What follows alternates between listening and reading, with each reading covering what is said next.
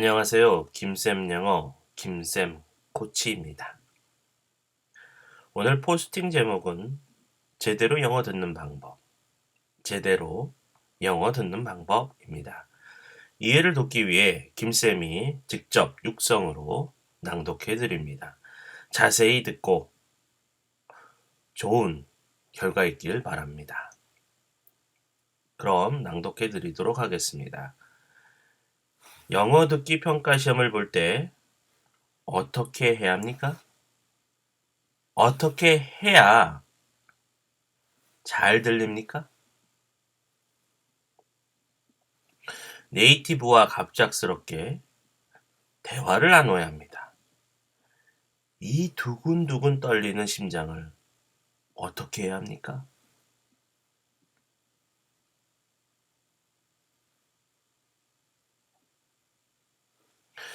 귀가 있다면 청각 장애인이 아니라면 사람은 누구나 잘 들을 수 있습니다.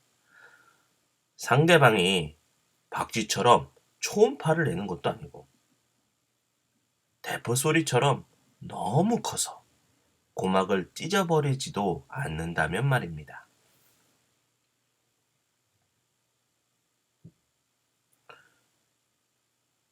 그러면 도대체 무엇이 문제입니까? 무엇 때문에 안 들린다는 말을 합니까? 김쌤 자녀는 셋입니다. 그것도 아들만 셋입니다. 아들들을 키워보신 분들은 알겠지만 TV 소리가 안 들립니다. 안 들리는 이유는 김쌤이 청각장애인도 아니고 TV가 고장나서도 아닙니다. TV 앞에서 또버 변신형 로봇 놀이를 하는 아이들의 목소리 때문입니다.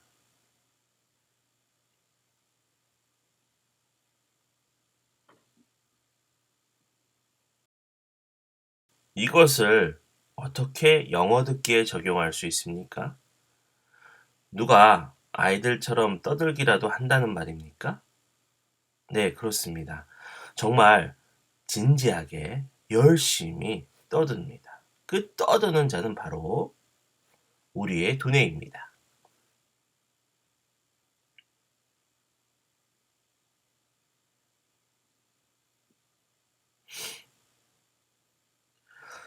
자신이 네이티브의 말을 들을 때 어떻게 하고 있는지 살펴보시기 바랍니다.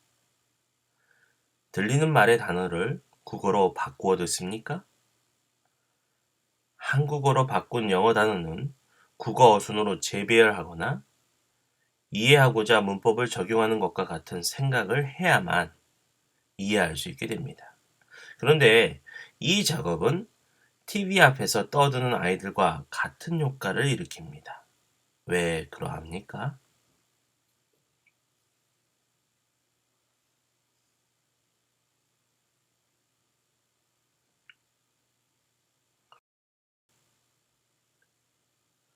네이티브는 영어로 말을 하고 있는데 한국인 리스너는 이해를 목적으로 생각을 하고 있습니다. 그리고 이 생각은 모국어인 한국어로 할 수밖에 없습니다. 이것이 문제가 되는 것입니다. 지금 들리고 있는 영어를 지금 이전에 말한 영어를 이해하려고 하는 두뇌 속의 한국어가 아이들의 떠드는 소리처럼 방해하고 있게 됩니다. 이해를 목적으로 한 생각이 오히려 일종의 방해 전파가 되는 것입니다.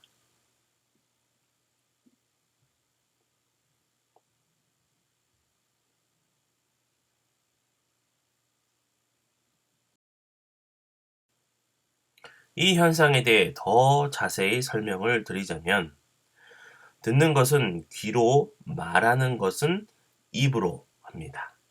이것은 우리의 신체 기관은 귀로 말을 할 수 없음을 의미합니다. 다시 말해, 듣는 것과 말하는 것은 다른 것입니다.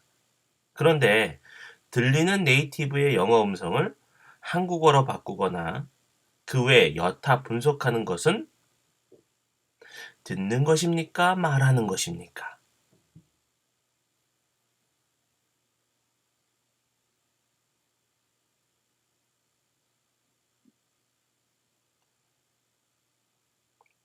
듣는 것은 들리는 것, 곧 수동적 행위입니다. 말하는 것은 하는 것, 곧 능동적 행위입니다. 따라서 한국어로 바꾸거나 이해를 목적으로 생각하는 것은 말하는 것입니다. 따라서 들리는 영어와 동시에 국어로 바꾸거나 이러저러한 분석이나 추리를 한다면 이런 행위는 일종의 방해 전파와 같은 역할을 하게 되는 것입니다. 귀가 아니라 입으로 들으려고 하는 것과 같을 것입니다. 다시 말해 말하는 기관으로 들으려고 하는 것과 같습니다. 이것이 되겠습니까?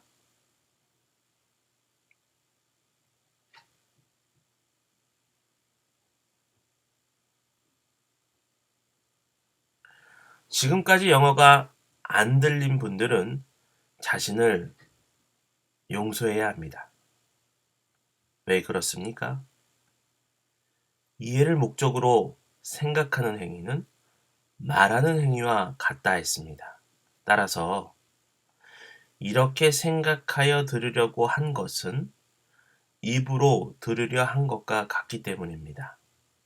그리고 이제부터 제대로 들으면 되는 것입니다. 어떻게 말입니까?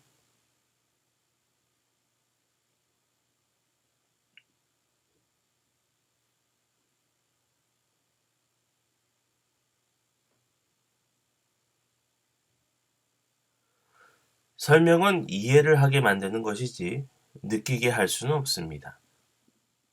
가끔 우연히 김병만의 정글의 법칙을 시청합니다. 김병만 씨와 공동 출연자들은 정글에서나 먹을 수 있는 동식물을 먹고 말로 설명을 하지만 우리는 그저 추측이나 할 뿐 설명으로 듣고 실제 맛을 느낄 수는 없습니다. 그럼 이 원리를 영어 듣기에 어떻게 적용해야 합니까?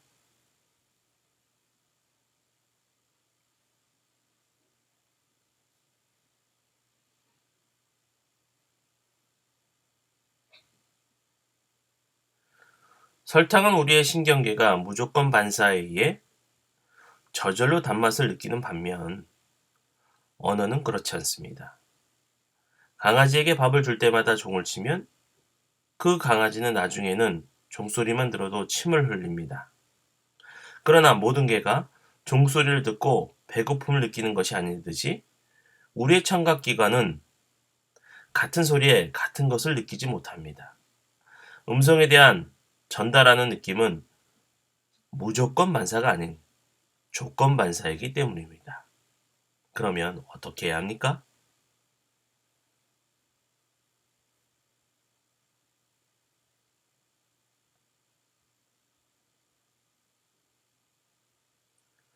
강아지에게 종을 치면 침을 흘려야 해 라고 설명을 하여 이해시키려 해야 합니까? 아니면 그저 음식을 주고 종을 치면 됩니까? 분명 후자입니다. 이 원리를 적용하여 만든 것이 심포 영작과 심포 워드입니다. 이 원리를 어떻게 구현하였습니까?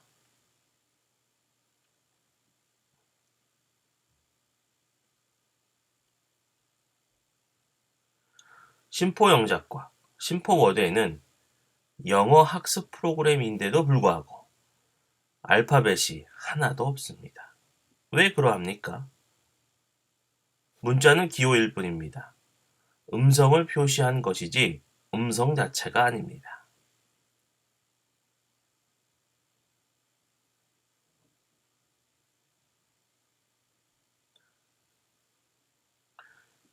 경상도 사투리 가가가 이 말을 네이티브에게 읽으라고 하면 어떻게 읽겠습니까? 한글을 알아도 똑같은 발음 가로 읽을 것입니다. 가, 가, 가. 그러면 같은 가 발음으로 기억한 분이 경상도 사투리 발음 가가가를 들으면 어떻게 될까요? 강아지에게 종소리를 들려주지 않고 땡땡땡 인간의 음성에 침을 흘릴 것을 기대하는 것과 같을 것입니다.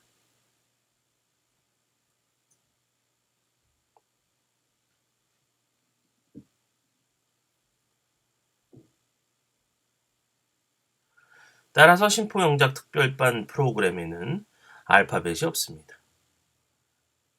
문자 기호를 배우는 프로그램이 아니라 아기처럼 먼저 음성으로 익힙니다. 너무 빨라서 안 들리면 어쩌냐고요? 변환 파동으로 단어별로 천천히 들을 수 있게 김쌤이 장치를 해두었습니다. 이후 해설편 책으로 문자를 접하게 됩니다. 신포영작과 신포워드는 상황 스토리가 있습니다. 상황 스토리는 사진에 대한 상황을 설명하는 이야기를 말합니다. 느낌과 소리가 함께 들리면 탕, 탕, 탕 총소리처럼 저절로 느낌과 소리가 연결이 됩니다. 빵빵, 꽥꽥, 멍멍, 야옹 등등의 말을 우리가 외운 적이 있었습니까? 저절로 기억이 되는 것이었습니다. 따라서 상황 스토리는 왜 필요한 것입니까?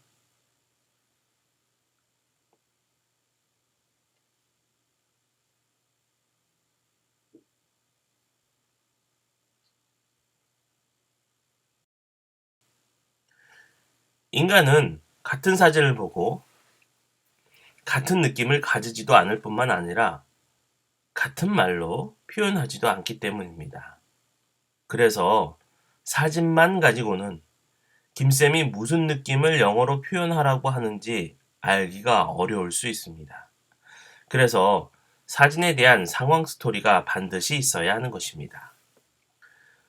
상황 스토리와 사진을 참조하고 그것을 학습자의 개인 경험에 비추어 학습자는 그 느낌을 갖고 영어로 소리내어 표현을 합니다. 그리고 네이티브의 음성을 바로 듣습니다.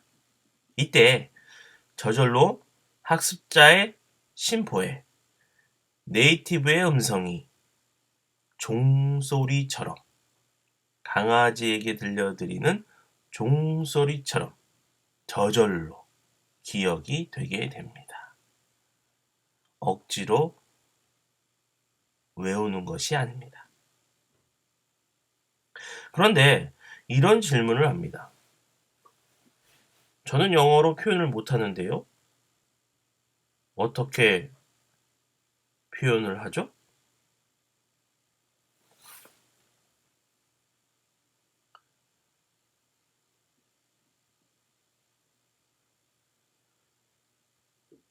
강아지가 주인이 주는 음식을 보고도 종소리를 경청하기 위해 조용히 있습니까?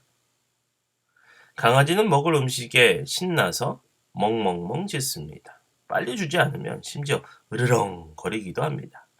그럼 종소리가 아니라 멍멍멍이나 으르렁 거리는 소리에도 침을 흘려야 할 것입니다. 그러나 이렇게 되지는 않습니다. 이 사실은 무엇을 알게 합니까?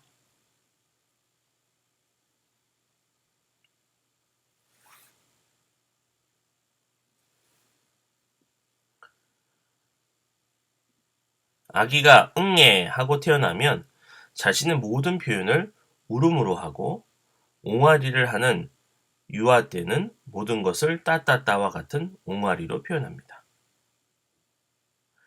학습자인 아기나 유아에게 자신의 의도를 표현한 울음이나 옹알이가 기억됩니까? 아니면 그때 아기의 의도를 맞추기 위해 축구 중계하듯이 표현한 엄마의 음성이 기억이 됩니까?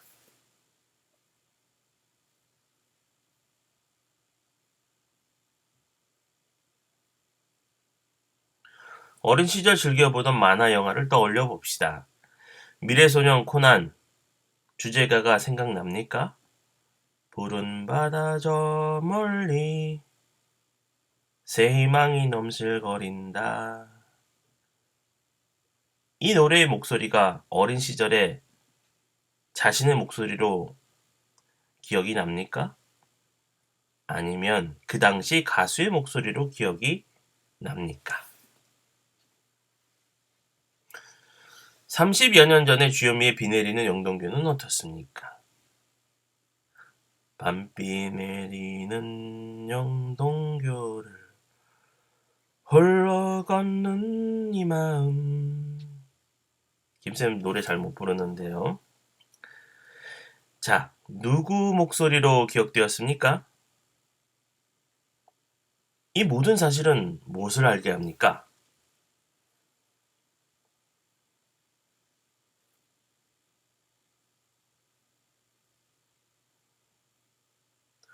우리의 청각기관은 학습자의 음성이 아니고 그 당시 들렸던 음성이 기억되게 만들어졌다는 점입니다.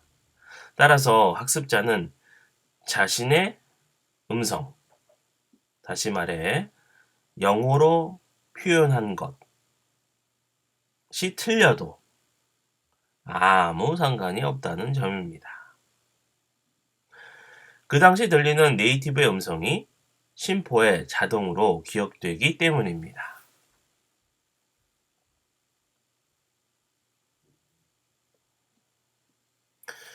따라서 이 모국어 습득 원리를 적용한 심포 영작과 심포 워드로 누구나 영어를 잘하게 됩니다.